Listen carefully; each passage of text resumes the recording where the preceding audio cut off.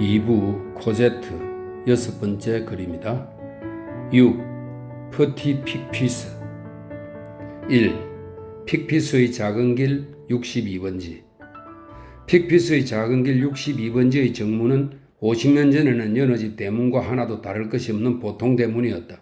언제나 방긋이 열려 있어 사람의 마음을 끄는 그 문 안에는 그다지 음침하지 않은 두 가지 것이, 즉 포도등굴에 뒤덮인 담장으로 둘러싸인 마당과 이리저리 거닐고 있는 문지기의 얼굴이 보였다.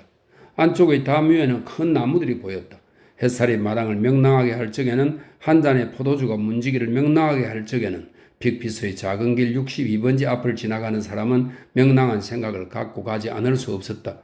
그렇지만 거기는 앞서 잠깐 본 것처럼 음산한 곳이었다. 입구는 미소를 짓고 있고 집은 기도를 드리며 울고 있었다. 결코 쉬운 일은 아니지만 문지기를 통과하는 데 성공하면 그러기 위해서는 열려라 참깨 라는 주문을 알아야 하기 때문에 누구에게나 거의 불가능한 일이었지만, 문지기를 통과한 뒤에 하도 좁아서 동시에 한 사람밖에 통과할 수 없는 두 벽 사이의 좁은 계단으로 통하는 오른쪽 작은 현관으로 들어가면 그 계단의 초콜릿색 기초와 카나리아색 벽에 놀라지 않고 위험을 무릅쓰고 올라가면 첫 번째 청계참을 지나고 이어서 두 번째 청계참을 지나면 2층 복도가 나오는데, 거기는 노란 벽과 초콜릿색 굽돌이로 더할 나위 없는 조용함을 빚어내고 있었다. 계단과 복도는 두 개의 아름다운 창들로 햇빛을 받아들이고 있었다. 복도는 구부러져서 어두워지고 있었다. 그 모퉁이를 돌아 몇 걸음 더 가면 하나의 문 앞에 도달하는데, 이 문이 닫혀 있지 않았기 때문에 더욱더 신비로운 느낌을 주었다. 문을 밀고 들어가면 6제곱피트쯤 되는 작은 방이 나왔는데, 이 방은 타일이 깔려있고 깨끗이 닦여있고 싸늘했으며 벽에는 푸른 꽃무늬가 박힌 한 권의 15수짜리 난징 벽지가 발라져 있었다. 희끄무리한 햇빛이 왼편의 커다란 창 하나에서 들어왔는데, 이 창은 방과 같은 넓이고 작은 유리들이 끼워져 있었다. 방 안을 들여다봐도 아무도 보이지 않았다. 귀를 기울여봐도 발소리도 속삭이는 사람 소리도 들리지 않았다. 벽에는 아무것도 걸려있지 않고 방에는 아무 가구도 의자 하나도 없었다. 더 들여다보면 문 맞은 바라기의 벽에 한자가량의 네모 반듯한 구멍 하나가 보였는데, 새까맣고 울룩불룩하고 튼튼한 쇠 창살이 가로 세로로 끼워져 바둑판처럼 되어 있다기보다는 오히려 대각선의 길이가 1.5인치도 채 못되는 거물눈을 이루고 있었다. 난징 벽지의 초록빛 작은 꽃무늬들이 그 쇠 창살에까지 조용하고 단정하게 오고 있었으나 그 접촉이 꽃무늬들의 조용함과 단정함을 깨뜨리거나 어지럽히지는 않았다. 설령 기막히게 말라 빠진 인간이 그 네모진 구멍으로 들어가거나 나와보려고 했더라도 그 쇠창살 때문에 그것은 불가능했으리라. 그 쇠창살은 육체는 드나들지 못하게 되어 있었으나 눈은, 다시 말하면 정신은 드나들게 하고 있었다. 그것은 본래 그러한 생각에서 만들어 놓은 것 같기도 했다. 왜냐하면 그 조금 뒤에는 거물 국자의 구멍들보다도 더 작은 구멍들이 무수히 뚫린 함석판 한 장이 벽에 끼워져 있었기 때문이다. 이 함석판 아래에는 우편한 구멍과 똑같은 구멍 하나가 뚫려 있었다. 그리고 방울장시에 달린 끈앞풀 하나가 쇠창살 구멍 오른편에 늘어져 있었다. 이 끈앞풀을 흔들면 방울이 울리고 바로 옆에서 하나의 목소리가 들렸는데, 그 목소리는 사람을 소스라치게 했다. 누구세요? 하고 그 목소리는 물었다. 그것은 여자의 목소리, 부드러운 목소리인데 하도 조용해서 구슬프게 들릴 정도였다. 여기서도 주문 하나를 알고 있지 않으면 안 되었다. 그것을 알지 못하면 그 목소리는 잠잠해져 버리고 마치 벽 저쪽에 무덤의 무서운 어둠이 가득 차 있는 것처럼 다시 괴괴해져 버린다. 만약 그 주문을 알고 있으면 그 목소리는 다시 말한다. 오른쪽으로 들어오세요. 그제야 오른쪽으로 창 맞은 바라기에 회색 칠한 유리창 아래에 유리문 하나가 보인다. 걸쇠를 올리고 문을 통과하면 아직 창살이 내려지지 않고 샹들리에가 켜지지 않은 극장의 칸막이 좌석에 들어간 것과 아주 똑같은 인상을 느낀다. 그것은 정말 극장의 칸막이 좌석 같은 것으로 유리문으로부터 희미한 햇빛이 간신히 비치고 있고, 두 개의 헌 의자와 코가 다 풀린 집방석 하나가 좁은 방 안에 놓여 있고, 검은 나무로 만든 외판을 가진 가슴 높이의 진열대를 갖춘 진짜 칸막이 좌석이다.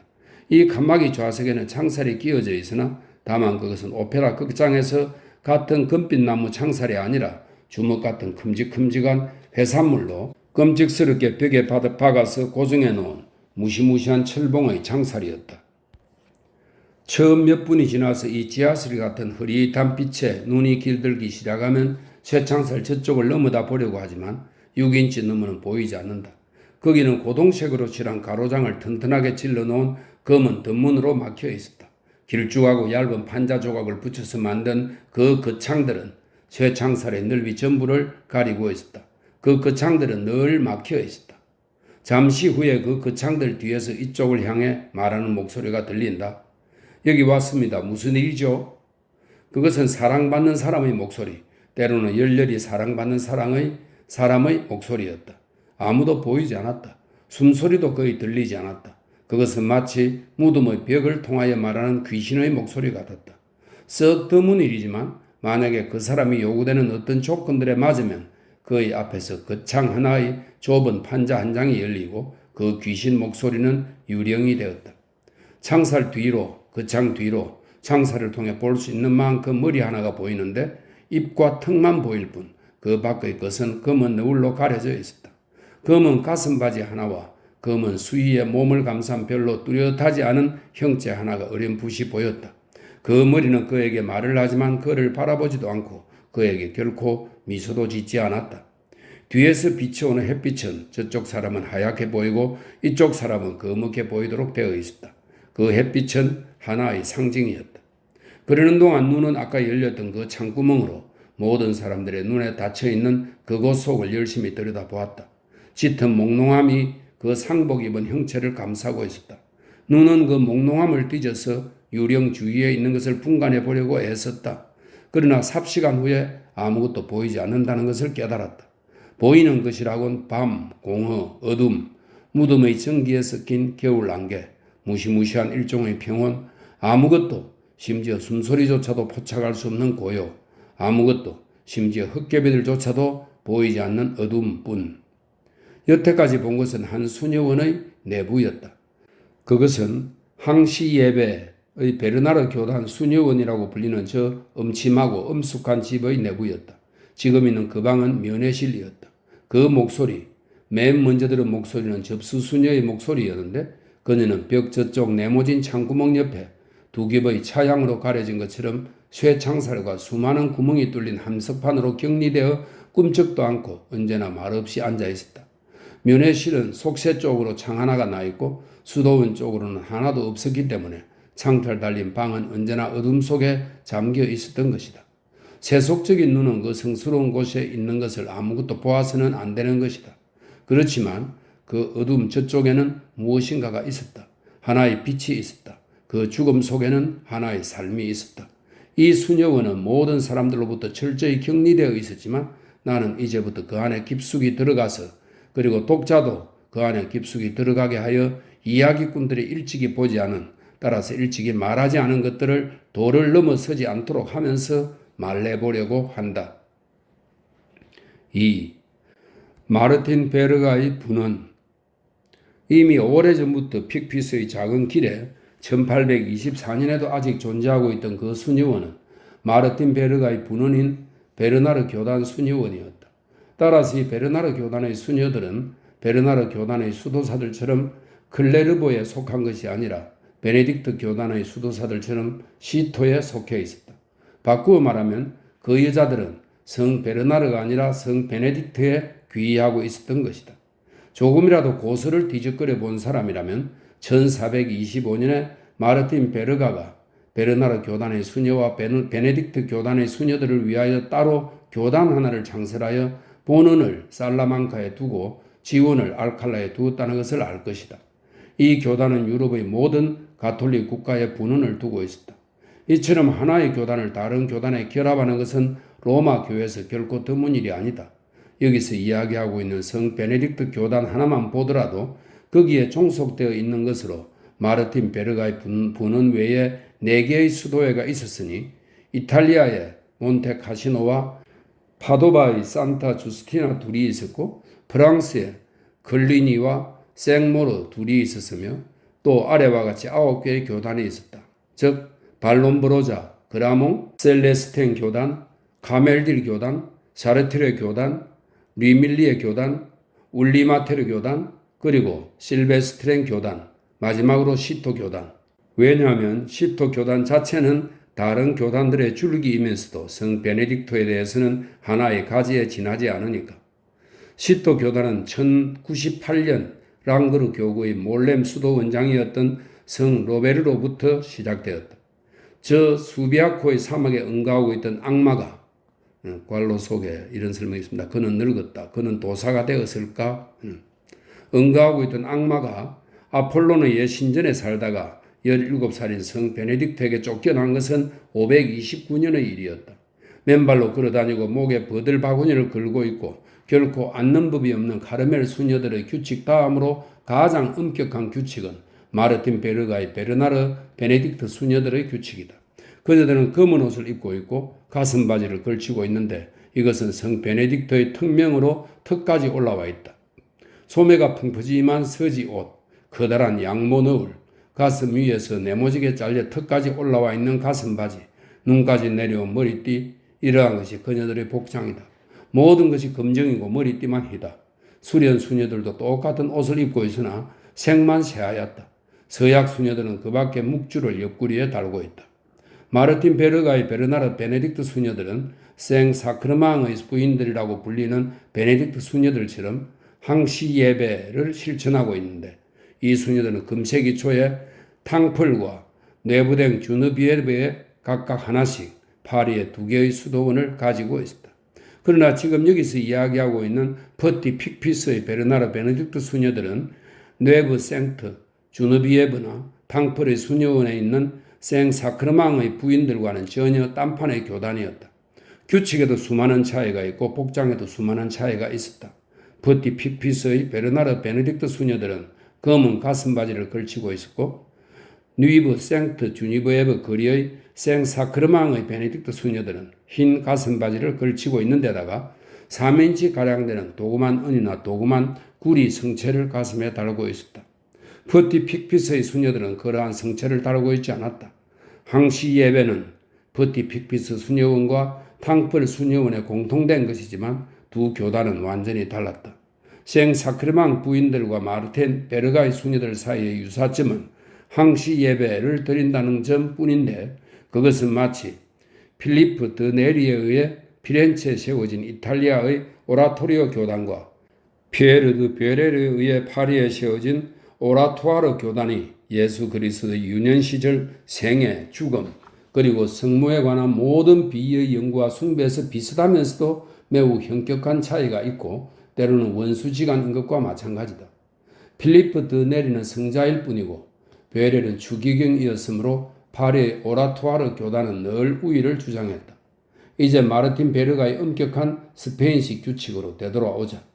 이 분운의 베르나르 베네딕트 수녀들은 1년 내내 육식을 하지 않고 사순제와 그녀들에게 특별한 수많은 다른 날들에는 단식을 하고 초저녁 잠을 자다가 새벽 1시부터 3시까지 일어나서 성부 일과서를 읽고 새벽 기도를 드리고 어느 철이고 집 보료 위에서 서지 담요를 덮고 자고 목욕 한번 하지 않고 결코 불을 피우지 않고 금요일마다 고행을 하고 침묵의 규칙을 지키고 극히 짧은 휴식 시간 외에는 서로 이야기를 하지 않고 십자가 현양 축일인 9월 14일부터 부활절까지 6달 동안 투박한 털 셔츠를 입는다. 6달이라는 것은 규칙을 경감한 것이고 규칙에는 1년 내내로 되어 있으나 그 투박한 털 셔츠는 여름 더위에는 견뎌낼 수 없는 것으로 열병과 신경통을 일으켜서 그 사용을 제한하지 않으면 안 되었다. 그렇게 완화했는데도 9월 14일에 수녀들이 그 셔츠를 입을 적에는 사나흘 열이 난다. 순종, 청빈, 순결, 수도원 경내에서의 칩거, 이것이 그녀들의 서약인데 규칙에 의해 무척 가중되어 있다. 수녀 원장은 참사회에서 발언권을 가지고 있기 때문에 소리의 어머니들이라고 불리는 장로들에 의해 3년 임기로 선출된다. 원장은 2번밖에 재선될 수 없기 때문에 한 원장의 최장 임기는 9년으로 정해져 있다. 그녀들은 결코 남자 신부를 볼 수 없다. 신부는 언제나 7자 높이로 친 서지 휘장으로 가려져 있다. 강론 때 회당 안에 남자 강론자가 있을 때 그녀들은 너울을 얼굴 위로 끌어내린다. 그녀들은 언제나 작은 소리로 말하고 고개를 수그려 아래를 보면서 걸어야 한다. 수녀원에 들어올 수 있는 유일한 남성은 감독 교구의 대주교 한 사람뿐이다. 사실은 또 한 사람이 있는데 그는 정원사다. 그러나 정원사는 언제나 노인이기 마련이고 항상 정원에 혼자 있도록, 그리고 수녀들이 그것을 알고 피할 수 있도록 그의 무릎에 방울 하나를 달아놓는다. 그들은 절대적이고 맹목적인 복종으로 원장에게 복종한다. 그것은 전적인 희생 속에서 이루어지는 종교에 의한 복종이다. 그리스도의 목소리에 대하듯 그 몸짓에, 그 최초의 손짓에 즉시 행복한 마음으로 참을성을 가지고 노동자의 손안의 줄칼처럼 어떤 맹목적인 복종으로 대하고, 그것이 무엇이든 특별한 허가 없이는 읽고 쓰지 못한다. 그녀들은 제각기 차례차례로 그녀들의 이른바 속죄를 행한다. 속죄라는 것은 모든 죄, 모든 과오, 모든 방종, 모든 위반, 모든 부정, 지상에서 저질러지는 모든 죄에 대한 기도다.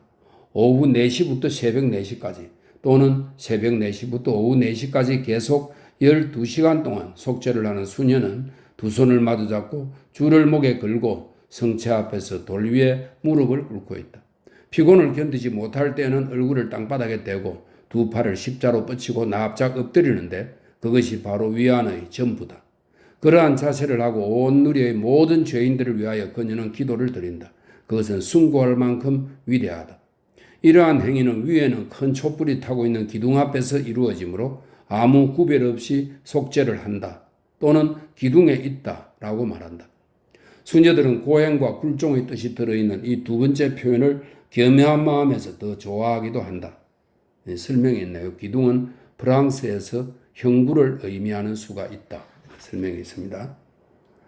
속죄를 한다는 것은 온 마음을 기울이는 일이다. 기둥에 있는 수녀는 뒤에서 벼락이 떨어져도 돌아다 보지 않는다. 그리고 또 성체 앞에는 늘 수녀 하나가 무릎을 꿇고 있다. 그렇게 하는 시간은 1시간이다. 그녀들은 보초를 서는 병사들처럼 교대한다. 그것이 바로 항시 예배다.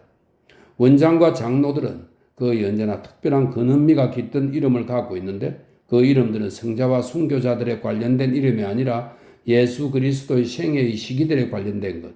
이를테면 니티비테, 강탄이라는 뜻이랍니다. 니티비테 장로, 콩셉시옹, 성신수태라는 뜻입니다. 콩셉시옹 장로, 크레장타시옹, 성모봉헌이라는 뜻인데 장로, 파시옹, 순환 장로 등이다. 그렇지만 성녀들의 이름도 금지되어 있지 않다. 그녀들을 만나보아도 그녀들의 입 밖으로는 결코 보이지 않는다. 그녀들은 모두 노란 일을 하고 있다. 칫솔은 결코 이 수녀원에 들어오지 않았다. 이를 닦는 것은 사닥다리 위에서 그 아래로 떨어지는 것, 즉 영혼을 잃는 것이다. 그녀들은 아무 것에 관해서도 내 것이라는 말을 하지 않는다. 그녀들은 그녀들 것은 아무것도 없고 아무 것에도 집착해서는 안 된다. 그녀들은 모든 것을 우리 것이라고 하는데 이를테면 우리 너울, 우리 염주라고 한다. 그녀들이 자기들의 셔츠를 말할 때 우리 네이라고 말할 것이다. 때때로 그녀들은 어떤 사소한 물건에 기도책, 유물 또는 성패에 애착을 갖는다. 그러나 그것에 애착하기 시작한다는 것을 깨달았을 적에는 즉시 그것을 내놓아 버려야 한다. 그녀들은 성 테레즈의 말을 기억한다. 어느 귀부인이 성 테레즈 수도에 들어갈 때 원장님, 제가 무척 애착을 가지고 있는 성경을 가져오도록 허락해 주세요 라고 말하자 성 테레즈는 대답했다.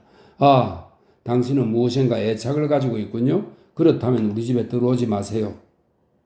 누구든 방 안에 들어박히고 자기 거처를, 자기 방을 가지는 것은 금지되어 있다. 그녀들은 열린 골방에서 산다. 서로 만날 때에는 제단의 성체를 찬미하고 예배합시다 하고 한 여자가 말한다. 또 한 여자는 영원히 라고 대답한다. 한 여자가 다른 여자의 방문을 두드릴 때도 같은 인사를 한다. 몸에 사람의 손이 닿자마자 저쪽에서 얼른 영원히라고 말하는 부드러운 목소리가 들린다. 모든 종교적 의례처럼 그것은 습관에 의해 기계적인 것이 되어 있다. 그래서 한쪽에서 제단의 성체를 찬미하고 예배합시다 라고 채 말하기도 전에 하기야 이 말은 꽤 장황하지만 이따금 상대방이 먼저 영원히 라고 말해버리는 수도 있다. 성모 방문의 수녀들 사이에서는 방에 들어가는 사람은 아베 마리아라고 말하고 방에 있는 사람은 그라티아 플레나, 은혜가 넘치는 자라는 뜻이랍니다. 그라티아 플레나라고 한다. 이것이 그녀들의 안녕하십니까로 과연 은총이 넘치는 안녕이라 할 것이다. 날마다 매시간 수도원의 회당 종소리에 대하여 가외로 3번 종이 울린다. 그 소리가 들리면 원장도 소리의 어머니들도 서약 수녀도 평수녀도 수련수녀도 지원수녀도 하던 말이나 하던 일 또는 하던 생각을 뚝 거치고 모두 동시에 말을 하는데, 예를 들어 5시라면 5시에 그리고 시간마다 제단의 성체를 찬미하고 예배합시다. 8시라면 8시에 그리고 시간마다 이처럼 시간에 따라서 말한다. 각자의 생각을 멈추고 항상 천주를 생각하게 하는 것을 목적으로 하는 이러한 습관은 다른 여러 수도에도 있지만 다만 그 말투는 다양하다. 예컨대 앙팡 재지 교단에서는 이렇게 말한다. 지금 이 시간에 그리고 시간마다 예수의 사랑이 나의 가슴을 불태워 주시기를. 50년 전에 퍼티 픽피스의 수녀원에 갇힌 마르틴 베르가의 베네딕트 베네라르 교단 수녀들은 장엄한 찬송가조로 순수한 성가조로 그리고 예배드리는 동안 내내 목청껏 제식 노래를 부른다. 미사책에 별표가 있는 데서는 잠깐 멈추고 나지간 목소리로 예수 마리아 요셉이라고 한다. 장례식 때에는 여자 목소리의 최저음으로 노래를 부르기 때문에 실로 비통한 효과를 자아낸다. 버티 픽피스의 수녀들은 수녀원의 묘소를 위해 주 제단 아래에 굴을 파놓게 했다. 그녀들의 이른바 정부는 그 굴 속에 관을 넣는 걸 금했다. 그러므로 그녀들은 죽으면 수녀원에서 나갔다. 이것들은 그녀들을 몹시 슬프게 했고 하나의 치매처럼 그녀들을 낙담케 했다. 그녀들은 이건 시시한 위안이기는 했지만 보리라르라는 옛 묘지의 특별한 시간에 그리고 특별한 구석에 매장되는 허가를 받았는데, 이 묘지는 옛날 그녀들의 교단 소유의 땅으로 만들어져 있었다. 목요일에 이 수녀들은 주일처럼 대미사와 저녁 기도와 모든 예배를 드린다. 그녀들은 또 이 밖에도 성당이 옛날 프랑스에 마구 퍼뜨렸고 아직도 스페인과 이탈리아에 마구 퍼뜨리고 있는 속인들에게는 거의 알려져 있지 않은 온갖 자질구레한 축제들도 꼼꼼하게 지킨다. 그녀들이 예배당에 머물러 있는 시간은 끝이 없다. 그녀들의 기도 횟수와 시간에 관해서 나는 그녀들 중 한 수녀의 순진한 말을 인용하는 것보다 더 좋은 개념을 줄 수가 없다. 지원 수녀들의 기도는 끔찍하고 수련 수녀들의 기도는 더욱 고약하고 서약 수녀들의 기도는 더더욱 고약하다. 일주일에 한 번씩 회의가 열린다. 원장이 의장이 되고 소리의 어머니들이 거기에 입회한다. 수녀마다 제 차례에 늘 위에 올라가서 무릎을 꿇고 그 주일에 저지른 잘못과 죄를 모든 수녀들 앞에서 소리 높여 고백한다. 고백이 끝날 때마다 소리의 어머니들은 서로 상의해서 공공연하게 고행을 고한다. 좀 중대한 모든 잘못들은 높은 소리로 고백하기 위해 보류해 두지만 그 밖의 가벼운 잘못들에 대해서는 그녀들의 이른바 면죄를 받는다. 면죄를 받기 위해서는 우리 어머니라고 밖에는 결코 부르지 않는 원장이 자기 글상에 나무를 가볍게 두드려 그만 일어나도 좋다는 것을 알릴 때까지 원장 앞에 엎드려 있는다. 매우 사소한 일에 대해서도 면죄를 받는다. 컵을 깨뜨렸다거나 너울을 찢었다거나 어찌다 예배에 몇 초 늦었다거나 회당에서 음표를 틀렸다거나 이런 일만으로도 충분하다. 그런 때 참여한다. 참여는 그야말로 자발적인 것으로 죄에 있는 자가 스스로 자기 자신을 심판하여 자신에게 고하는 것이다. 축제일과 주일들에는 4명의 성가대 어머니들이 4개의 악보대가 달린 커다란 책상 앞에서 제식을 노래한다. 어느 날 한 성가대 어머니가 에케는 여기에라는 말입니다. 에케라는 말로 시작되는 찬송가를 에케 대신에 도시솔이라는 새 음표를 높은 소리로 불렀다. 그 부주의 때문에 그녀는 예배드리는 동안 내내 면죄를 받았다. 그 잘못을 엄청 큰 것으로 만든 것은 회중이 웃었기 때문이다. 수녀가 면접실에 불려갔을 때에는 그 사람이 설사 원장이라 하더라도 독자도 기억하고 있듯이 입 밖에 보이지 않도록 너울을 얼굴 위로 내린다. 원장만 외부 사람들과 이야기할 수 있다. 다른 사람들은 아주 가까운 친척밖에 만날 수 없고 그것도 극히 드물게밖에 허가되지 않는다. 혹시 어쩌다가 외부 사람 하나가 찾아와서 속세에서 알았거나 사랑했던 수녀를 만나보려면 교습이 필요하다. 그것이 여자라면 이따금 허가될 수 있다. 수녀가 오면 그녀에게 거창놈으로 말을 하는데 이 거창은 장로나 수녀에게밖에 열리지 않는다. 면회가 남자에게는 언제나 거절되는 것은 물론이다. 이러한 것이 바로 마르틴 베르가에 의해 한결 엄격해진 성 베네딕트 교단의 규칙이다. 이 수녀들은 다른 교단의 처녀들이 흔히 그러하듯 전혀 쾌활하지도 않고 혈색이 좋지도 않으며 싱싱하지도 못하다. 그녀들은 창백하고 근엄하다. 1525년에서 1830년까지 3명의 수녀가 미쳤다. 3. 엄격. 이 교단에 들어온 여자는 적어도 2년간은 때로는 4년까지도 흔히 지원수녀로 있고 4년간 수련수녀로 있게 된다. 마지막 서약은 23세 전에 이루어지는 일은 드물다. 마르틴 베르카의 베르나르 베네딕토 수녀원은 과부는 결코 받아들이지 않는다. 그녀들은 각자의 골방에서 남몰래 수많은 고행을 하는데 그것을 결코 말해서는 안 된다. 수련 수녀가 서약식을 행하는 날에는 그녀에게 가장 아름다운 장신구를 갖추어 옷을 입히고 흰 장미 모자를 씌우고 그녀의 머리를 윤내고 부드럽게 매만져준다. 그런 뒤에 그녀는 엎드린다. 사람들은 그녀 위에 크고 검은 너울을 펼치고 장례식 놀이를 한다. 그때 수녀들은 두 줄로 갈라져서 한 줄은 그녀의 옆을 지나면서 우리 자매는 죽었네 하고 구슬픈 어조로 말하고 또 한 줄은 터질 듯한 목소리로 예수 그리스도 속에서 사네 라고 대답한다. 이 이야기가 일어나고 있을 무렵에 기숙사 하나가 이 수녀원에 부속되어 있었다. 대부분이 돈 많은 귀족 집안 처녀들의 기숙사였는데 그녀들 중에는 생톨레르 양과 벨리상 양 그리고 탈보라는 유명한 가톨릭 이름을 가진 영국 여자가 있었다. 이 처녀들은 사면의 벽 사이에서 그 수녀들의 손에 길러지고 속세와 시대를 두려워하면서 자라가고 있었다. 그녀들 중 한 처녀가 어느 날 이런 말을 했다. 거리의 포석을 보면 머리에서 발끝까지 오싹해져요. 기숙생들은 푸른 옷에 흰 모자를 쓰고 도금한 은이나 꾸리로 된 성령 메달을 가슴에 달고 있었다. 어떤 큰 축제일들에는 특히 성 마르타의 날에는 특별한 호의와 최고의 행복으로 그녀들에게 온종일 수녀복을 입히고 성 베네딕트의 제식과 예배를 보도록 허가해 주었다. 초기에는 수녀들이 자기들의 검은 옷을 그녀들에게 빌려주었다. 그러나 그것이 신성을 모독하는 것 같았으므로 원장은 그것을 금했다. 수녀복을 빌려주는 것은 수련 수녀들에게만 허가되었다. 이것은 주목할 만한 일이거니와 그러한 행사는 아마도 은근한 포교심에 의해 수녀원 내에서 허용되고 장려되었을 것이고 그 어린 소녀들에게 성의에 대해 미리 좀 흥미를 주기 위한 것이었으나 기숙생들에게 그것은 실제의 행복이요 진정한 기분 전환이었다. 그녀들은 그것을 단순히 즐겼다. 그것은 신기했고 그녀들을 변화시켰다.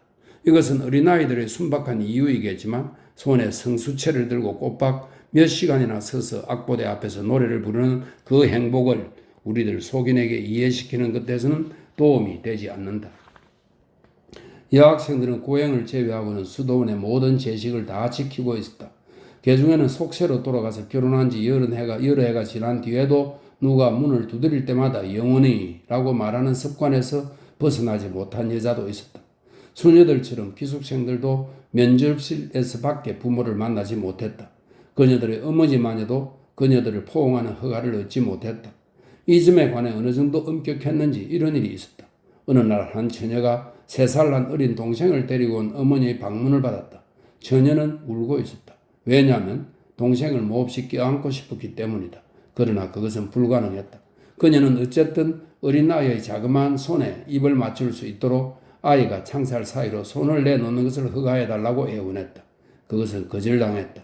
역증을 내다시피 하면서. 4. 쾌활. 그 처녀들은 그래도 이 엄숙한 집을 즐거운 추억으로 가득 채웠다. 어떤 때는 이 수녀원에서 어린아이가 빛나고 있었다. 노는 시간에 종이 울린다. 문이 활짝 열린다. 새들은 말한다. 아이 좋아라 어린아이들이 오네. 수위처럼 열 십자길이 난 그 정원에 갑자기 젊음이 넘쳐 흐른다. 빛나는 얼굴, 하얀 이마, 즐거운 빛이 가득 찬 천진난만한 눈, 온갖 서광이 그 암흑 속에 흩어진다. 찬송가가 끝나면 종이 울리면 방울 소리가 울리면 조종이 울리면 제식이 끝나면 갑자기 터져오른다. 별들의 날개 소리보다도 더 부드러운 소녀들의 소리가 즐거움의 벌집이 열리고 저마다 꿀을 가져온다. 뛰어놀고 끼리끼리 부르고 군데군데 뭉치고 다른 박질을 한다. 곱고 작은 하얀 이들이 구석구석에서 제자를 그린다. 면사포들이 멀리서 웃음소리를 지키고 그림자들이 빛들의 동정을 살피고 있으나 거기에 무슨 상관? 모두들 빛나고 웃는다. 그 음침한 사면의 담벽이 일순간 잔연히 빛난다. 담벽은 그처럼 벅찬 기쁨의 반사광으로 희번해져서 소용돌이 치듯 즐겁게 뛰노는 그 무리를 보고 있다. 그것은 그 슬픔에 스며드는 장미꽃의 비 같다. 처녀들은 수녀들의 눈앞에서 희낙낙거리고 죄를 지을 수 없는 사람들의 눈은 천진난만함을 방해하지 않는다.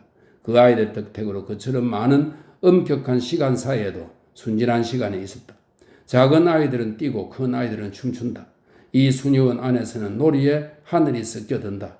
그 모든 발랄하고 쾌활한 아이들처럼 매혹적이고 장엄한 것은 아무것도 없다.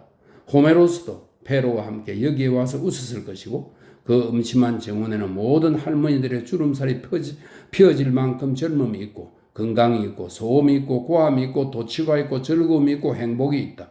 모든 할머니들, 스사시 속의 할머니들도 이 이야기 속의 할머니들도 옥좌의 할머니들도 초가집의 할머니들도 헤큐바에서 이 헤큐바는 호메로스의 일리어스에 나오는 할머니입니다. 메르그랑에 이르기까지 메르그랑은 아라비안 나이트에 나오는 할머니입니다. 헤큐바에서 메르그랑에 이르기까지 모두 언제나 아름다움이 넘쳐 흐르고 몽상으로 가득 찬 웃음으로 웃게 하는 저 어린아이들의 말은 아마 다른 곳 어디에서보다 이 집에서 더 많이 말해졌다. 5살난 계집아이가 어느 날 이런 말을 한 것은 이 침울한 내 벽 사이에서였다. 어머니, 나는 이제 9회하고 10달만 여기 있으면 된다고 어떤 언니가 내게 말했어요. 얼마나 큰 행복인가. 다음과 같은 기념할 만한 대화가 행해진 것도 역시 여기서였다. 소리의 어머니, 왜 우니 아가? 어린 아이 6살 흐느끼면서 알렉스한테 내가 프랑스 역사를 알고 있다고 말했어요. 저는 내가 그걸 모른다고 말하는 거예요? 나는 알고 있는데. 알렉스, 큰아이 9살입니다. 아니에요. 저 애는 몰라요. 소리의 어머니, 그건 왜 그렇지 아가? 알렉스, 저 애가 내게 이렇게 말하지 않겠어요? 이 책을 아무데나 펼치고 책에 있는 걸 하나 물어봐 대답할 테니라고. 그래서 저 애는 대답하지 않았어요. 그래, 너는 뭘 물어보았지? 저의 말대로 아무데나 책을 펼치고 맨 먼저 눈에 띄는 걸 물어봤어요. 그래, 그 질문은 뭐였지? 그건 그 다음에 무슨 일이 일어났지? 였어요. 어떤 재원 수녀가 가지고 있는 약간 미식가인 앵무새에 관해 다음과 같은 심오한 관찰이 이루어진 것도 바로 여기서였다. 아이 깜찍해라. 이 새는 사람처럼 잼 바른 빵의 끝만 먹네. 7살 먹인 죄인 소녀 하나가 잊지 않도록 미리 써놓은 그 고백을 주운 것도 이 수녀원의 타일 하나 위에서였다. 주여, 제가 인색했음을 고백하나이다. 주여, 제가 간음했음을 고백하나이다. 주여, 제가 남자분들을 쳐다본 것을 고백하나이다.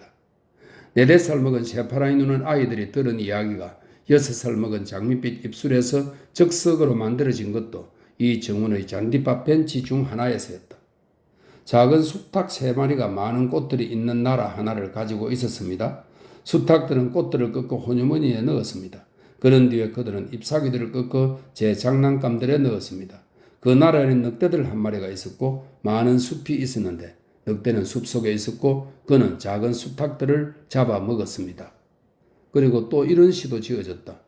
몽둥이 한 대가 들어왔습니다. 고양이를 몽둥이로 친 것은 폴리키넬레였습니다. 이 폴리키넬레는 이탈리아의 그 소극에 나오는 우스꽝스러운 인물이라고 합니다. 그것은 그에게 좋은 결과를 가져다 주지 않았습니다. 그 때문에 그는 화를 입었습니다. 그때 한 수녀가 폴리키넬레를 감옥에 넣었습니다. 수녀원이 자선심에서 주워다 기르던 한 어린 여자 고아의 입에서 다음과 같은 귀엽고 비통한 말이 나온 것도 여기서였다.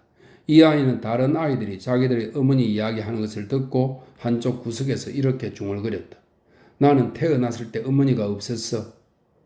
언제나 열쇠다발을 가지고 복도를 서성거리고 다니는 뚱뚱한 문지기 수녀가 있었는데 그녀의 이름은 아가트 수녀였다. 10살 이상의 큰언니들은 그 여자를 아가토클레스는 시라쿠사의 폭군입니다. 아가토클레스라고 불렀다. 식당은 장방형의 큰 방인데 정원과 같은 평면의 수평으로 된 공룡형 천장의 회랑에서만 햇빛을 받고 있었기 때문에 침침하고 축축하여 어린아이들 말마따마 벌레가 덕실거렸다. 주위의 모든 곳에서 곤충들이 모여들었다. 기숙생들은 내 구석에 각각 특별하고 재미나는 벌레의 이름을 붙여놓았다. 거미 구석, 구더기 구석, 쥐머느리 구석, 귀뚜라미 구석이 있었다. 귀뚜라미 구석은 조리실 옆에서 매우 존중받았다. 거기는 다른 구석보다 덜 추웠다. 그 이름들은 식당에서 기숙생으로 옮겨가서 옛 마자랭 대학에서처럼 내 국민을 구별하는 데 쓰였다. 어느 여학생이든 식사 시간에 앉는 식당의 구석에 따라 그 내 국민 중 하나에 속했다. 어느 날 대주교가 순시하러 들어와서 그가 들른 교실에 비상한 금발머리를 가진 혈색 좋은 예쁜 소녀가 하나 들어오는 것을 보고 자기 옆에 있는 싱싱한 볼을 한 아리따운 갈색 머리의 기숙생에게 물었다. 저 애는 뭐지? 거미예요, 얘하. 그럼 또 저 애는 귀뚜라미예요. 그럼 저 애는 구더기예요. 그래? 그럼 너는? 저는 쥐며느리예요, 얘하. 이러한 종류의 집에는 저마다 특이한 점이 있다. 금세기 초의 에코항은 그의 존엄한 그늘 속에서 소녀들이 자란 저 우아하고도 엄격한 장소의 하나였다. 에코항에서는 성체 거동의 줄에 늘었을 때 처녀반과 꽃집반으로 구별되었다. 덮개반과 분향반이라는 것도 있었는데 닷집반 아가씨들은 닷집 끈을 가지며 향로반 아가씨들은 성체 앞에 향을 피웠다. 꽃을 가지는 것은 마땅히 꽃집반의 소임이었다. 내 동정녀들이 선두에 서서 걸었다. 그런 명절날 아침에 침실에서 이런 말을 묻는 소리가 들리는 것은 드문 일이 아니었다. 누가 동정녀지? 캉캉 부인은 7살 난 동생이 16살 난 언니에게 한 말을 인용했는데 그때 동생은 행렬 끝에 있었고 언니는 행렬 선두에 서 있었다. 언니는 동정녀군? 언니는 난 그렇지가 않은데 나는. 방심. 식당 문 위에 사람들은 곧잘 천국으로 인도하는 효험이 있는 순백의 천주경이라고 불리는 기도문이 굵고 검은 글자로 씌어 있었다. 간단한 순백의 천주경, 천주께서 만드시고 천주께서 말하시고 천주께서 천국에 가져다 놓으신 것. 저녁에 내가 자려고 할 때 세 천사가 나의 잠자리에서 자고 있었으니 하나는 아래에 둘은 머리맡에 있었으며 한가운데 성모 마리아께서 계시다가 나에게 가라사대 어서 자거라. 아무것도 의심하지 말라 하시더라. 천주는 나의 아버지, 성모는 나의 어머니, 세 사도들은 나의 형제, 세 동정녀들은 나의 자매, 주의 베네옷으로 나의 몸은 쌓여있고 성 마리그리트 십자가가 나의 가슴에 씌어있도다. 주께서 성모께서 주를 위해 한탄하며 들에 나가서 성요한을 만나 가라사대 성요한이 어디서 오는가 하시니 나는 아베살루스에서 온다 하거늘 그대 주를 보지 못하였는가 하고 물으니 주는 십자의 나무에 발을 매달고 두 손을 못으로 박히고 머리에 작은 흰 가시나무를 쓰고 계시더라 하였다. 저녁에 이것을 3번 외우고 아침에 이것을 3번 외우는 자는 마침내 천국에 이르리라. 1827년에 이 독특한 기도문은 세 겹으로 칠해진 도료 아래 벽에서 사라지고 없었다. 이 기도문은 오늘날은 노파가 된 당시의 몇몇 처녀들의 기억에서 지금은 완전히 지워져 버렸다. 벽에 걸려있는 커다란 십자가상 하나가 그 식당의 장식을 보충해주고 있었는데 하나밖에 없는 그 식당의 단 하나의 문은 앞서 말한 것 같은데 벽 정원 쪽으로 튀어 있었다. 각각 2개씩의 나무 벤치가 놓인 2개의 좁은 식탁들이 식당 한쪽 끝에서 다른 쪽 끝까지 길쭉한 평행선을 이루고 있었다. 벽은 희고 식탁은 검었다. 이 2가지 상장 색깔만이 수도원들이 가질 수 있는 것이었다. 식사는 거칠었고 어린아이들이 먹는 것조차도 매우 검소했다. 고기와 채소를 섞은 것 또는 소금에 절인 생선 한 접시 이런 것이 성찬이었다. 그렇지만 기숙생들에게만 제공되는 그 평상시에 간단한 음식은 예외였다.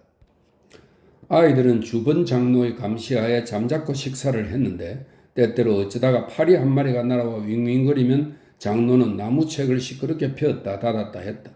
이러한 침묵은 십자가상 아래에 있는 서적대를 갖춘 소강단에서 성자전을 낭독함으로써 다소 완화됐다.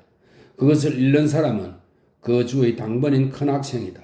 말끔한 식탁 위에 여기저기 소래기가 놓여 있어 그 속에서 여학생들은 자기의 접시나 식기를 손수 씻었다. 이따금 질긴 고기나 상한 생선 찌꺼기를 거기에 던져버렸는데 그러면 벌을 받았다. 그녀들은 그 소래기를 수반이라는 이름으로 불렀다. 침묵을 깨뜨리는 아이는 혀의 십자가를 그렸다. 어디에? 땅바닥에. 그녀는 포석을 핥았다. 그 모든 기쁨의 끝인 먼지는 쥐저기는 죄를 지은 그 가련한 작은 장미 꽃잎들을 징계하는 임무를 맡고 있었다. 수도원에는 이제까지 단 한 부밖에 인쇄되지 않고 읽는 것이 금지된 책 하나가 있었다. 그것은 성 베네딕트의 규칙이 적혀 있는 책이었다. 속인의 눈이 들여다봐서는 안 되는 비방이었다. 우리의 규칙 또는 제도를 외부 사람에게 알리는 자 없을지어다. 기숙생들은 마침내 어느 날 그 책을 훔쳐내는 데 성공하여 탐독하기 시작하였고 혹시 들킬까봐 겁이 나서 후다닥 책을 덮고 하여 몇 번이나 읽는 것이 중단되었다. 그녀들은 그 큰 모험에서 하나의 시시한 즐거움밖에 끌어내지 못했다. 무스매들의 나쁜 짓거리에 관한 뜬모를 몇 페이지만이 가장 재미났을 뿐이다. 그녀들은 몇 그루의 여인 과일나무들이 양쪽에 늘어선 정원의 산책길에서 놀았다. 감시가 심하고 벌이 엄했는데도 나무들이 바람에 흔들릴 적에는 때때로 푸른 사과나 상한 살구 혹은 벌레 먹은 배를 살짝 줍는 데 성공했다. 지금 나는 내 눈아래에 있는 편지 한 통의 사연을 옮겨 놓겠는데 이 편지는 지금은 파리에서 가장 우아한 부인 중 한 분인 아무개 공작 부인이 기숙생이었던 25년 전에 쓴 것이다. 나는 정확히 인용한다. 자기의 배나 사과를 할 수 있는 대로 감춥니다. 저녁을 먹기 전 너울을 침대에 놓으러 갈 때 베개 밑에 밀어 넣어 두었다가 밤에 침대에서 먹는데 그렇게 할 수 없을 때에는 그것을 변소해서 먹어요. 그것이야말로 그녀들의 가장 강렬한 쾌락의 하나였다. 한 번은 이것 역시 대주교가 이 수녀원에 찾아왔을 때의 일인데 몽모랑시가와 먼 친척 간인 부샤르 양이라는 처녀들 중 하나가 대주교에게 하루의 휴가를 얻겠다고 내기를 걸었는데 그건 그렇게도 엄격한 교단에서 어마어마한 일이었다. 내기는 받아들여졌으나 내기에 응한 처녀들은 아무도 그러한 일이 가능하리라고는 생각하지 않았다. 대주교가 기숙생들 앞을 지나갈 때 동무들이 말로 표현할 수 없이 놀랍게도 부샤르 양이 열에서 나와 말했다. 예하, 휴가를 하루 주십시오. 부샤르 양은 이 세상에서 가장 예쁘고 귀여운 장밋빛 얼굴을 한 발랄하고 키가 큰 아가씨였다. 켈랑 예하는 빙그레 웃으며 말했다. 아니 뭐라고? 사랑하는 아가 하루 휴가라고? 괜찮다면 사흘이라도 좋다. 사흘을 주마. 원장은 속수무책이었다. 대주교가 말했으니까. 수녀원에서는 화가 날 일이지만 기숙생에게는 기쁜 일이었다. 그 결과를 생각해보라. 그렇지만 이 까다로운 수녀원도 외부의 정열적 생활과 연극, 소설이 뚫고 들어오지 못할 만큼 그렇게 잘 막혀 있지는 않았다. 그것을 증명하기 위해 여기에 실제 있었던 확실한 사실 하나를 확인하고 간단히 지적하는 것만으로 나는 만족할 것인데 이 사실 자체는 이 책의 이야기와는 아무 관계도 없고 아무런 연관도 없다. 내가 이 사실을 언급하는 것은 독자의 머릿속에 이 수녀원의 모습을 보충해 주기 위해서다. 그 무렵 수녀원에는 이상한 여자 하나가 있었는데 수녀는 아니었으나 여러 사람들로부터 대단히 존경을 받고 있었고 알베르틴 부인이라 불리었다. 이 여자에 관해서 그 사람들은 그녀가 정신이 돌았고 속세에서는 죽은 걸로 되어 있다는 것밖에 아무도 몰랐다. 그러한 이야기 속에는 어떤 대단한 결혼을 하기 위해 필요한 재산의 정리도 들어있다고 사람들은 말했다. 이 여자는 겨우 30살이고 머리는 갈색이고 꽤 아름다웠으며 커다란 검은 눈으로 멍하니 보고 있었다. 그녀는 보고 있었을까? 그것은 의심스러웠다. 그녀는 걸어 다닌다기보다는 오히려 미끄러져 다니는 것 같았고 결코 말을 하는 일이 없었고 숨을 쉬고 있는지 아닌지도 썩 확실치 않았다. 그녀의 콧구멍은 마치 마지막 숨을 거두고 난 것처럼 싸늘하고 창백했다. 그녀의 손을 만지면 눈을 만지는 것 같았다. 그녀는 유령 같은 이상한 아리따움을 지니고 있었다. 그녀가 들어오면 사람들은 몸이 오싹해졌다. 어느 날 그녀가 지나가는 것을 보고 한 수녀가 다른 수녀에게 말했다. 저희는 죽은 걸로 되어 있대. 다른 수녀가 대답했다. 아마 이미 죽은 건지도 몰라. 알베르틴 부인에 관해서는 5만 가지 이야기가 있었다. 그녀는 기숙생들의 끊임없는 호기심의 대상이었다. 예배당에는 원창이라 불리는 특별석 하나가 있었다. 알베르틴 부인이 제식에 참여하는 것은 하나의 둥근 벽 구멍, 즉 원창 하나가 트인 그 특별석에서였다. 그녀는 거기에 보통 혼자 앉아 있었다. 왜냐하면 2층에 있는 그 특별석에는 강론사나 재관이 볼 수 있었기 때문인데 그것은 수녀들에게 금지되어 있었다. 어느 날 강단에 지위가 높은 젊은 신부 하나가 서 있었는데 그는 로앙 공작으로 프랑스 상원의원이었고 그는 레옹 대공이던 1815년에는 건의 기병 장교였고 1830년 후에 추기경과 부장송의 대주교로 있다가 죽었다. 이 로앙스가 퍼티 픽피스 수녀원에서 처음으로 강론하던 때였다. 알베르틴 부인은 보통 꿈쩍도 않고 매우 침착하게 강론이나 제식에 참석했으나 그날은 로앙스를 보자마자 반쯤 몸을 일으키며 예배당의 고요 속에서 큰 소리로 말했다. 어머나 오기스트. 회중은 모두 깜짝 놀라 돌아다 보았고 그 강론사도 쳐다보았으나 알베르틴 부인은 다시 까딱 앉고 있었다. 바깥 세상의 한 가닥 숨결이 한 줄기 생명의 빛이 그 불이 꺼지고 얼어붙은 얼굴 위를 일순간 스쳐갔다가 이어 모든 것이 사라져버리고 미친 여자는 다시 시체가 되어 있었다. 그러는 동안 그 두 마디 말은 수녀원 안에서 말을 할 수 있는 모든 사람들의 화제거리가 되었다. 그 어머나 오기스트라는 말 속에는 얼마나 많은 것이 들어있었던가. 얼마나 많은 새 사실들이 들어있었던가. 로앙스의 이름은 아닌 게 아니라 오기스트였다. 알베르틴 부인은 대단한 상류사회 출신임이 분명했다. 왜냐하면 로앙스를 알고 있었으니까.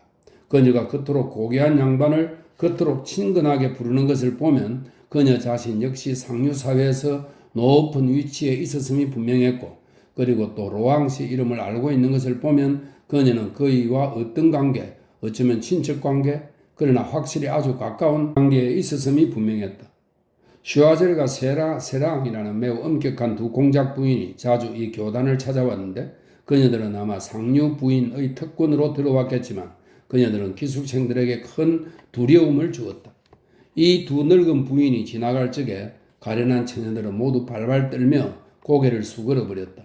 그런데 로앙시는 자기도 모르는 사이에 기숙생들의 주의의 대상이 되었다. 그는 그 당시 주교가 되기 전 파리 대주교의 주교 대리가 막 되어 있었다. 퍼티 픽피스의 수녀들 예배당에 제식을 올리러 꽤 자주 왔는데 그는 그의 습관 중 하나가 되었다. 수녀원들의 젊은 칩거자들은 서지 휘장에 들어오져 있었기 때문에 아무도 그를 볼 수 없었지만 그는 좀 가느스름하고 부드러운 목소리를 갖고 있었기 때문에 그녀들은 그 목소리를 알아보고 분간할 수 있었다. 그는 근위 기병을 지냈었고 게다가 사람들 말로는 굉장한 멋쟁이고 아름다운 밤색 머리 둘레에 보기 좋게 지져붙이고 화려한 넓은 검은 띠를 두르고 있었으며 그 검은 법인은 무척이나 호화롭게 재단되어 있다고 했다. 그는 그 모든 16살 소녀들의 상상을 흠뻑 차지하고 있었다. 바깥 소리는 무엇 하나 수녀원 안으로 들어오지 않았다. 그렇지만 어느 해에는 피리 소리가 안에까지 들려왔다. 그것은 하나의 사건으로 당시의 기숙생들은 아직까지도 그것을 기억하고 있다. 그것은 누가 근처에서 부는 피리 소리였다. 언제나 같은 노랫가락을, 오늘날에는 이미 까마득하게 잊힌 노랫가락을 불고 있었다. 나의 죄빌레여 와서 나의 마음을 지배하라. 이러한 가곡이 하루에 2~3번씩이나 들려왔다. 처녀들은 몇 시간이고 귀를 기울였고 소리의 어머니들은 당황했으며 사람들은 몹시 흔들렸고 처벌이 비오듯 떨어졌다. 이런 일이 여러 달 계속되었다. 기숙생들은 모두 다수가 그 알 수 없는 음악가에 반했다. 저마다 죄빌베가 되는 자기 자신을 꿈꾸었다. 피리 소리는 더루와 뮤르 거리 쪽에서 들려왔는데 그렇게도 매혹적으로 그 피리를 부르는 청년을 자기도 모르는 사이에 이 모든 처녀들의 넋을 동시에 흔들고 있는 청년을 잠깐이라도 보기 위해서는 잠시 만나보기 위해서는 그녀들은 모든 것을 주고 모든 것을 위태롭게 하고 모든 것을 시도했으리라. 그 중에는 세문으로 빠져나가서 더루와 뮤르 거리 쪽으로 향한 4층까지 올라가 채광창을 내다보려고 하는 처녀들도 있었다. 그건 불가능했다. 한 처녀는 창살을 통해 머리 위로 팔을 뻗쳐 흰 손수건을 흔들기까지 했다. 두 처녀는 더 대담했다. 그녀들은 지붕까지 올라가 위험을 무릅쓰고 마침내 그 청년을 보는 데 성공했다. 눈이 멀고 몰락한 늙은 망명 귀족 하나가 자기의 고미다락 방에서 심심풀이로 피리를 불고 있었던 것이다. 6. 작은 수녀원. 이 퍼티 픽피스 수녀원의 울 안에는 완전히 다른 세 채의 건물이 있었는데 수녀들이 살고 있는 큰 수녀원, 여학생들이 숙박하는 기숙사, 그리고 마지막으로 작은 수녀원이라고 부르는 건물. 이것은 혁명으로 파괴된 수녀원들의 유물이 여러 교단들의 늙은 온갖 수녀들이 공동으로 머물고 있는 정원이 딸린 안채로 흑색과 회색, 백색 등 모든 빛깔과 모든 교단과 가능한 모든 다양성의 회합체였다. 만약 이러한 말들의 결합이 허용된다면 일종의 잡동사니 수녀원이라고 부를 수 있는 곳이었다. 제정 때부터 혁명으로 산산이 흩어져 몸둘 곳을 모르던 그 모든 가련한 수녀들은 이곳 베네딕트 베르나르 수녀원의 건물 아래에 와서 피난하도록 허가되었다. 정부에서는 그녀들에게 약간의 연금을 지급했고 퍼티 픽피스의 수녀들은 그녀들을 쾌히 받아들였다. 그것은 기묘한 혼합체였다. 저마다 자기 교단의 규칙을 지키고 있었다. 때때로 기숙생들이 큰 휴식 시간으로서 그녀들을 방문하는 것이 허락됐다. 젊은 여학생들이 특히 생바질 장로와 생스콜라스티크 장로, 차코브 장로를 기억하고 있었던 것은 그러한 방문의 결과였다. 그 피난 수녀 중 하나는 거의 자기 집에 되돌아와 있는 것과 같았다. 그녀는 생토르 교단의 수녀로 그 교단에서 살아남은 유일한 수녀였다. 생토르 수녀들의 옛 수녀원은 18세기 초부터 나중에 마르틴 베르가의 베네딕트 수녀들의 것이 된 바로 이 똑같은 퍼티 픽피스의 가옥을 점유하고 있었다. 이 거룩한 수녀는 너무 가난해서 자기 교단의 화려한 옷인 진홍빛 어깨바지가 달린 흰 드레스를 입고 있을 수가 없어서 그것을 작은 인형에 고이 입혀놓고 사람들에게 의기양양하게 보여주곤 했는데 죽을 때 수녀원에 유정했다. 1824년에 이 교단에는 수녀가 하나밖에 남아있지 않았는데 오늘날에는 인형 하나밖에 남아있지 않다. 그 훌륭한 장로들 외에도 속세의 노파 몇 사람도 알베르틴 부인처럼 원장의 허가를 얻어서 작은 수녀원에 응가하고 있었다. 그 중에는 보포르 도플 부인과 디프렌 후작 부인이 있었다. 또 하나의 노파는 코를 풀쩍여 내는 무시무시한 소리로밖에 이 수녀원에서 전혀 알려져 있지 않았다. 기숙생들은 그녀를 바카르미니 부인이라고 불렀다. 1820년인가 21년경에 당시 앵트르피드라는 자그마한 전기 간행문을 편집하고 있던 장니스 부인이 퍼티 픽피스 수녀원의 방 하나에 들어오겠다고 신청해왔다.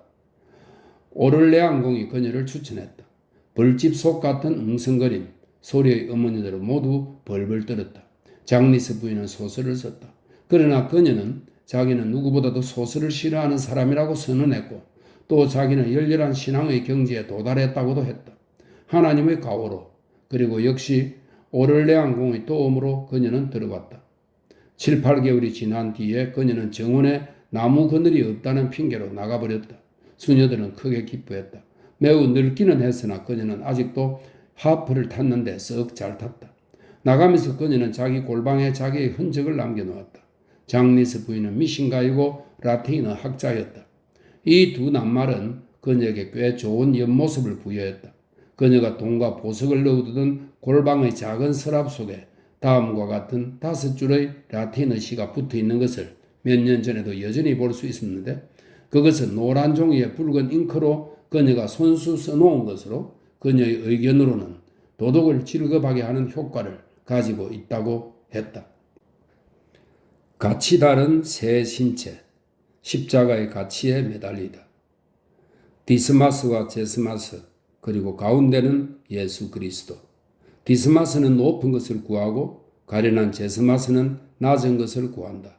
원컨대 주여 우리의 생명과 재물을 지켜주소서. 이 시를 외우는 자는 그의 재물을 도둑맞지 아니하리라. 6세기 라틴어로 쓰인 이 시는 골고다 언덕에서 예수와 함께 십자가에 매달린 두 도둑의 이름이 일반적으로 믿고 있듯이 다마스와 제스다스인가 또는 이 시에서처럼 디스마스와 제스마스인가에 관하여 문제를 일으켰다. 이 시에 적힌 이름은 18세기에 제스타스 자작이 자기는 그 나쁜 도둑의 자손이라고 말한 주장과 모순될 수 있었을 것이다. 그런데 이 시가 갖고 있다는 유익한 효험은 오스피탈리아 교단에서 신앙의 한 조목이 되어 있다. 이 수녀원의 교회당은 진정한 단절처럼 큰 수녀원과 기숙사를 격리하도록 세워져 있었으나 물론 기숙사와 큰 수녀원과 작은 수녀원에 공동으로 사용되고 있었다. 게다가 거리 쪽으로 뚫린 검역소 비슷한 일종의 입구로 일반 사람들이 들어올 수 있게끔 되어 있었다. 그러나 수녀원에 살고 있는 사람들은 아무도 바깥 사람의 얼굴을 볼 수 없도록 모든 것이 꾸며져 있었다. 이 교회당의 성가대석은 하나의 커다란 손에 쥐어져 있는 것처럼 되어 있어서 보통 성당에서들 보는 것처럼 제단 뒤에 연장되어 있는 것이 아니라 제관의 오른편으로 일종의 컴컴한 방이나 구를 이루듯 구부러져 있었고, 그 방은 앞서 말했듯이 7자 높이의 휘장으로 닫혀 있었으며, 그 휘장의 그늘 속에 나무 글상 위에 성가대 수녀들은 왼편에, 기숙생들은 오른편에, 병수녀와 수련수녀들은 안쪽에 각각 자리 잡았는데, 이런 것을 상상해 본다면 성부에 참여하는 퍼티 픽티스 수녀들의 모습이 다소 짐작되리라. 성가대석이라 불리던 이 동굴은 복도로 수녀원과 통하고 있었다. 교회당은 정원 쪽에서 햇빛을 받고 있었다. 규칙상 침묵으로 지키도록 되어 있는 제식에 수녀들이 참여했을 때는 오직 올렸다 내렸다 하는 성직자식 돌출부에 부딪히는 소리만으로 일반 사람들은 그 여자들이 참석하고 있다는 걸 알았다. 7. 몇 사람의 옆모습. 1819년에서 1825년까지 6해 동안 퍼티 픽피스의 수녀 원장은 세례명을 이노상트 장로라고 부르는 볼로메르 양이었다. 그녀는 성 베네딕트 교단의 성자전 저자인 마르그리트 드 볼로메르의 가문 출신이었다. 그녀는 원장에 재선되었다. 60살가량의 키가 짝달막하고 뚱뚱한 여자로 앞서 인용한 기숙생의 편지에 따르면 깨어진 항아리 같은 소리를 내는 여자였다. 그러나 출중한 부인으로 수녀원 안에서 둘도 없는 쾌활한 인물이고, 따라서 수녀들의 열렬한 사랑을 받고 있었다. 이노상트 장로는 이 교단의 석학인 선조 마르그리트와 비슷한 면이 많았다. 글재주가 있고 박식하고 학자고 감식력이 있고 역사를 좋아하고 라틴어에 능하고 그리스에 통달하고 히브리어에 정통하고 베네딕트 교단 수녀라기보다는 오히려 베네딕트 교단 수사 같은 풍모를 갖추고 있었다. 부원장은 시너레 장로라고 하는 그의 누님은 늙은 스페인 수녀였다. 소리의 어머니들 중에서 가장 중요한 사람들은 다음과 같았다. 회계 담당 생토노린 장로, 수련 수녀장 생제르트네테르 장로, 그 차장인 생탕주, 제국의 아농시아 시용 장로, 수녀원에서 단 하나밖에 없는 심술을 거둔 여자로서 간호계인 생토기스탱 장로, 그 다음에 훌륭한 목소리를 가진 썩 젊은 생메칠드 장로, PUD의 수녀원 및 지졸의 마니 사이의 트레저로 수녀원에도 있었던 장주 장로, 생조제프 장로, 생타델라이드 장로, 메제리코르드 장로, 콩파시옹 장로, 프로비단스 장로, 1847년에 원장이 된 프레장타시옹 장로, 끝으로 미쳐버린 생샹탈 리뉴 장로, 역시 미쳐버린 생샹탈 장로, 그리고 또 가장 미인 중 한 사람으로 23살의 아리따운 처녀가 있었다. 그녀는 부르봉 섬 태생으로 슈발리에 로저의 후예인데 속세에서는 로저 양이라고 불렸고 수녀원에서는 아송 퍼시옹 장로라고 불리었다. 생메칠드 장로는 노래와 성가대 일을 맡아보았는데 거기에 흔히 기숙생들을 채용했다. 채용되는 인원수는 보통 완전한 한 음계, 즉 7명으로 소리와 키가 잘 어울리는 10살부터 16살까지의 소녀를 뽑아서 나이에 따라 가장 작은 아이부터 가장 큰 아이를 나란히 세워놓고 노래를 부르게 했다. 그것을 보면 소녀들로 만들어진 피리 같은 느낌이 들어 천사들로 만들어진 일종의 살아있는 판 신의 피리인가 싶었다. 기숙생들이 가장 좋아하는 평수녀들 중에는 다음과 같은 이들이 있었다. 생 페트라지 수녀, 생 마르그리트 수녀, 아직 어린 생 마르트 수녀, 사람들의 웃음을 자아내게 하는 기다란 코를 가진 생 미셸 수녀. 이 모든 여자들은 그 모든 어린아이들에게 친절했다. 수녀들은 자기 자신에 대해서만 엄격했다. 불을 피우는 것은 기숙사에서 뿐이었고 음식도 수녀원 것에 비하면 기숙사는 훨씬 훌륭했다. 그 밖에도 온갖 보살핌을 받았다. 다만 어린아이가 수녀 옆을 지나며 그녀에게 말을 걸어도 수녀는 결코 대답을 하지 않았다. 그러한 침묵의 규칙은 이러한 일을 발생시켰는데, 즉 모든 수녀원 안에서 말은 인간들에게서 박탈되어 무생물에게 주어졌다. 어떤 때는 말을 하는 것은 교회당이고 또 어떤 때는 정원사의 방울이었다. 문지기 수녀 옆에 빛이 되어 온 건물 안에 울리는 우렁찬 종 하나가 일종의 음향전신처럼 가지가지로 울려 해야 할 일상 행사의 모든 행사를 알리기도 하고 또 필요에 따라서는 일정한 사람을 면접실로 부르기도 했다. 사람마다 일마다 제 종소리를 가지고 있었다.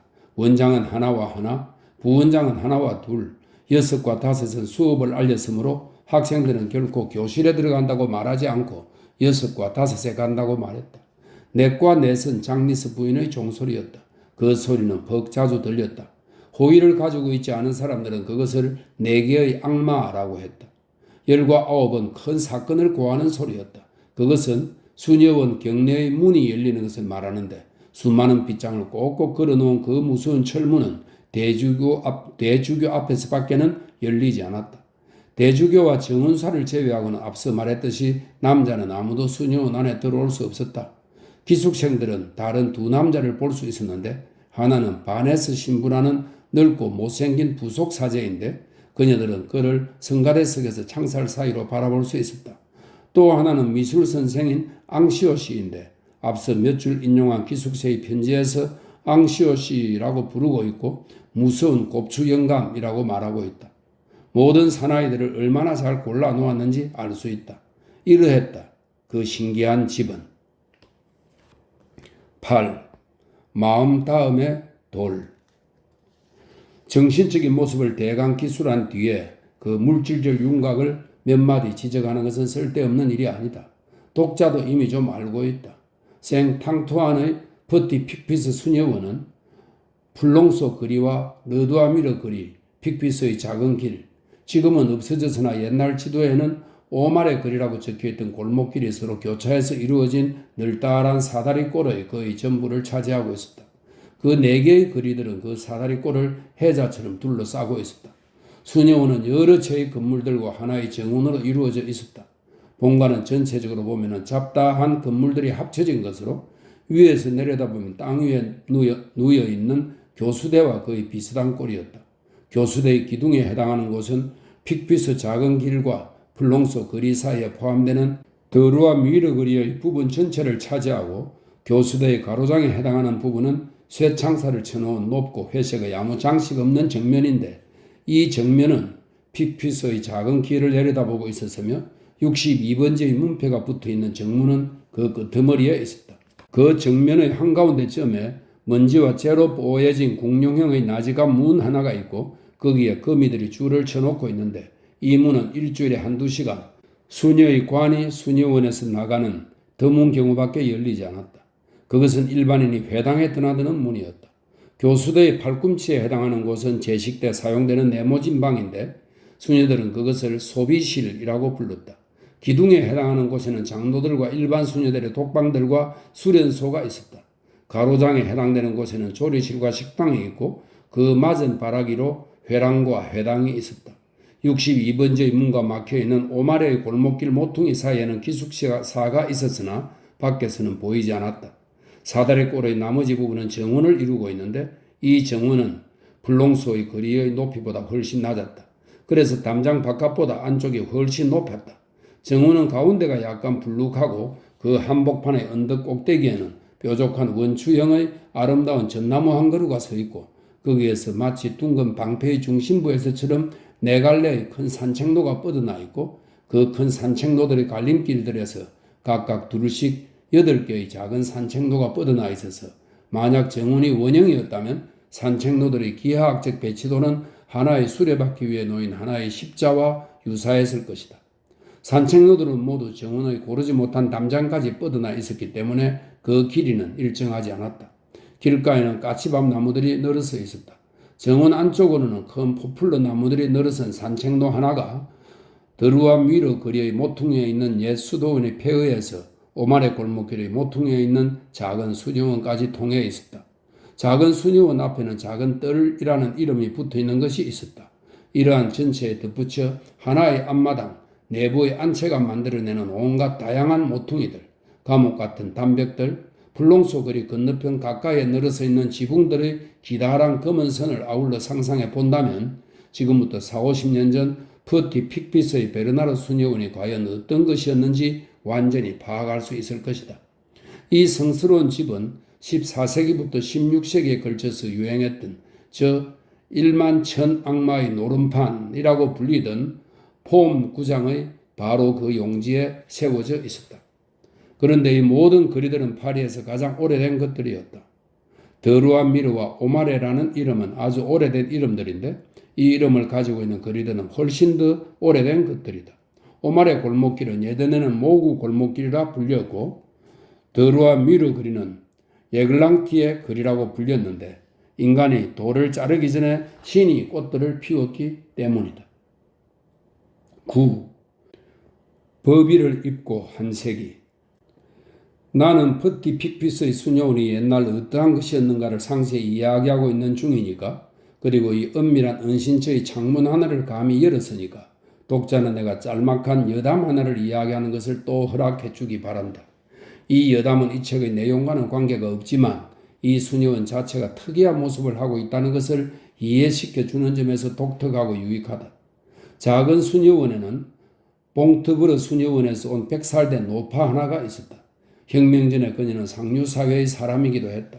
그녀는 루이 16세 치하에서 국세상서였던 미로메닐 씨와 그녀가 잘 알았다는 디플라 의장 부인의 이야기를 많이 했다. 글피다면 이 두 사람의 이름을 들먹이는 것은 그녀의 즐거움이자 자랑이었다.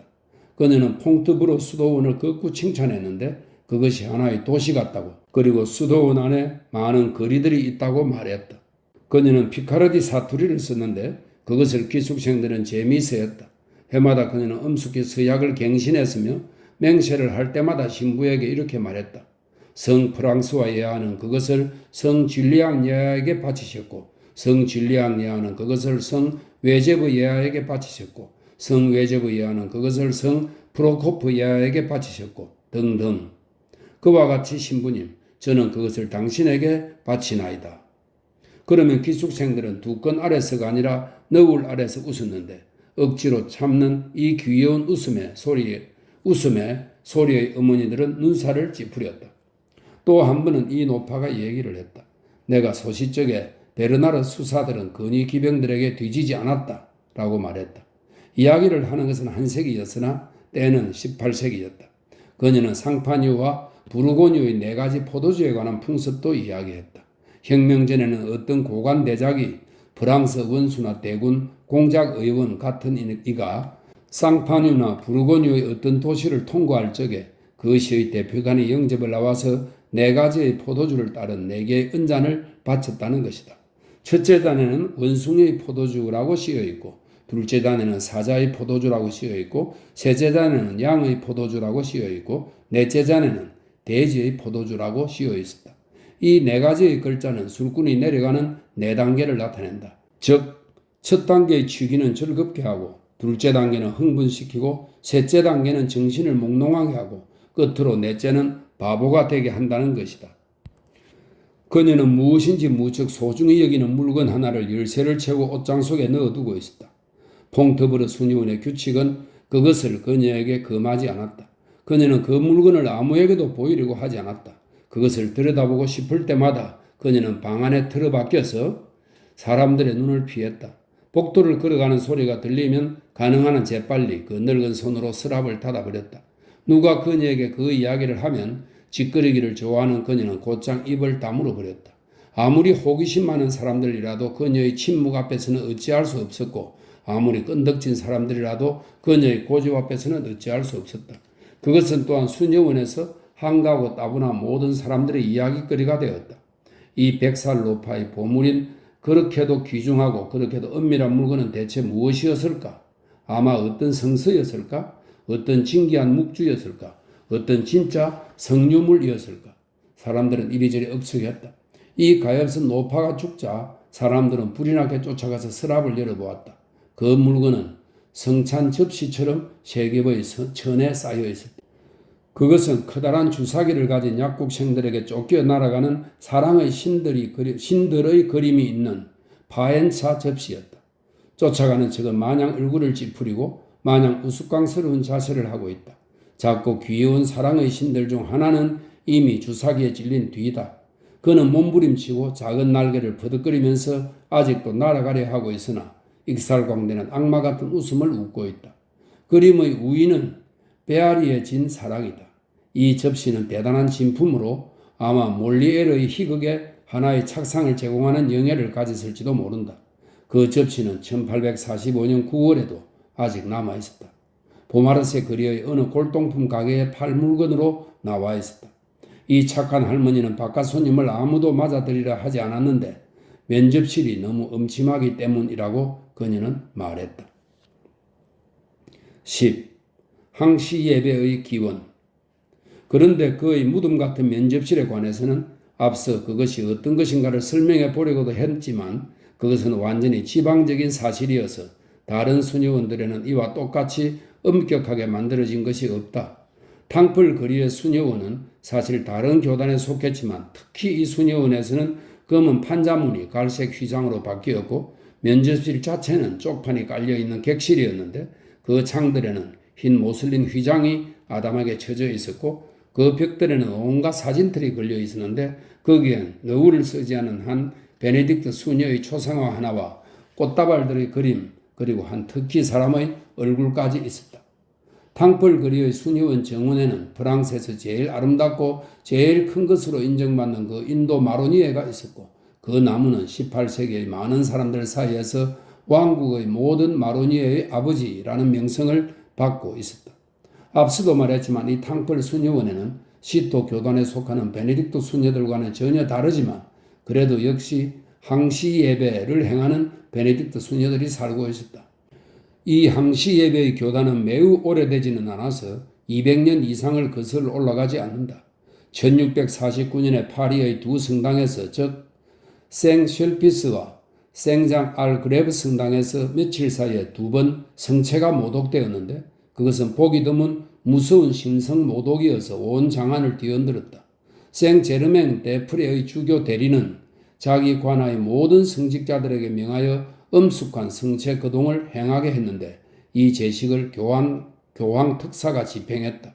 그러나 이 속죄의 제식이 두 훌륭한 여자, 즉 부크 후작 부인인 크루탱 부인과 샤토비의 백작 부인에게는 충분치 않았다. 재단의 지존하신 성체에 저질러진 그 신성 모독은 일시적인 것이기는 했지만 그 두 부인의 거룩한 마음에 걸려 떠나지 않았고 그녀들의 생각으로는 어떤 수녀원에서 항시 예배를 드리지 않으면 죄가 면해질 것 같지 않았다. 그래서 두 부인은 각각 1652년과 1653년에 베네딕트 수녀로서 생사크르망이라는 이 성체라는 뜻입니다. 생사크르망이라는 세례명을 가진 카트린 드 바르 장로에게 막대한 금액을 기증하여 그러한 경건한 목적으로 성 베네딕트과의 수녀원 하나를 세우도록 했다. 그 설립을 위한 최초의 허가가 생제르맹의 수녀원장 매처시에 의해 카트린 드 바르 장로에게 주어졌다. 원금 6,000프랑이 되도록 연 300프랑의 기숙비를 납입하지 않는 처녀는 받아들이지 않는다는 조건 하에서였다. 생제르맹 수도원장 다음에 국왕이 특허장을 내렸는데 이 수도원장의 허가장과 국왕의 특허장은 모두 심계원과 의회에서 1654년에 인준되었다. 파리의 성체 항시 예배의 베네딕트 수녀원이 설립된 기원과 법칙 인가는 이러했다. 이 최초의 수녀원은 부커 부인과 샤토비 부인의 돈으로 카세트 거리에 새롭게 세워졌다. 이 교단은 보다시피 시토라고 하는 베네딕트 수녀원과는 전혀 다른 것이었다. 이 교단은 생제르맹 데 펄의 수도 원장에게 종속되어 있었는데 그것은 성심의 수녀들이 예수 회장에게 종속되고 자선의 수녀들이 라자르 회장에게 종속되는 것과 같은 시기다. 이 교단은 또한 방금 그 내부를 살펴본 버티 픽피스의 베르나르 수녀원과도 완전히 달랐다. 1657년 교황 알렉산드로 7세는 특별 교서로 버티 픽피스의 베르나르 수녀들에게도 생사크르망의 베네딕트 수녀들처럼 항시 예배를 행할 것을 허가했다. 그러나 이 두 교단은 여전히 별개의 것이었다. 11. 버티 픽피스의 종말. 왕정 복고 초부터 버티 픽피스 수녀원은 쇠퇴하기 시작했다. 18세기 후부터는 모든 종교단체와 더불어 일반 질서도 무너지기 시작했는데 버티 픽피스의 쇠퇴는 그 일부분에 지나지 않는다. 명상은 기도와 마찬가지로 인류에게 필요한 것이다. 하지만 혁명이 손을 댄 모든 것처럼 명상은 장차 변화하여 사회의 진보에 적대적인 것에서 호의적인 것이 되리라. 퍼티 픽피스의 집에선 주민이 급속히 줄어들었다.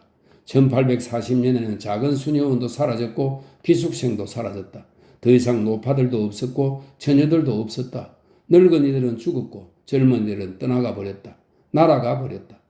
항시 예배의 규칙은 무서울 정도로 가혹했다. 귀의하는 자들은 줄어들었고 교단은 충원되지 않았다.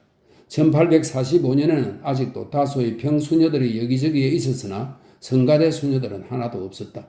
40년 전에는 근 100명의 수녀들이 있었으나 15년 전에는 28명밖에 없었다. 오늘날에는 몇 사람이나 될까? 1847년에 원장은 젊었는데 이는 선택의 범위가 제한되어 있다는 증조다. 원장은 40살이 안 되었다. 인원수가 줄어들에 따라 피로는 커지고 각자의 일은 더 힘들어지고 사람들은 그때부터 성 베네딕트의 무거운 규칙을 짊어져야 할 고통스럽고 구부러진 어깨가 오래지 않아 12밖에 안 될 때가 다가오는 것을 보고 있었다. 무거운 짐은 가차없는 것이어서 짊어질 사람이 많든 적든 여전히 마찬가지다. 그것을 짓누르고 짓바순다. 그러므로 그녀들은 죽어간다. 이 책의 저자가 아직 파리에 살고 있던 때에 둘이 죽었다.